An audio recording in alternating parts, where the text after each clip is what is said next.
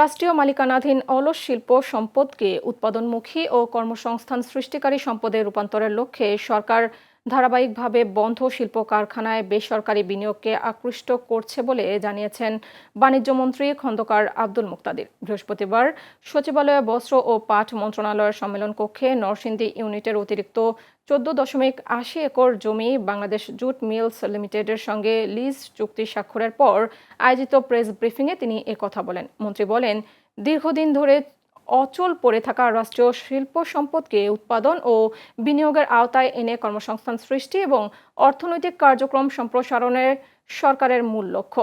এই উদ্যোগের মাধ্যমে শিল্প খাতে নতুন গতির সঞ্চার হবে বলেও তিনি আশাবাদ ব্যক্ত করেন। বাণিজ্যমন্ত্রী আরও বলেন, এই রূপান্তর সম্পূর্ণ হলে একই পরিমাণ পণ্য রপ্তানি করেও বাংলাদেশ অধিক বৈদেশিক মুদ্রা অর্জন করতে সক্ষম হবে।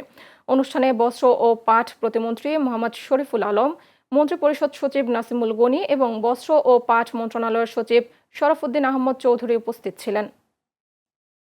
পূর্ণমাত্রায় আশাবাদী। আমরা আমাদের অলরেডি ইনস্টলড যে প্রোডাকশন ক্যাপাসিটি আছে এটা ফুললি ইউটিলাইজ করতে পারলে আর বৈশ্বিক পরিস্থিতি স্বাভাবিক থাকলে এই 38-39 বিলিয়নের আরএমজি এটার বিপুলভাবে বৃদ্ধির সুযোগ এখনো আছে।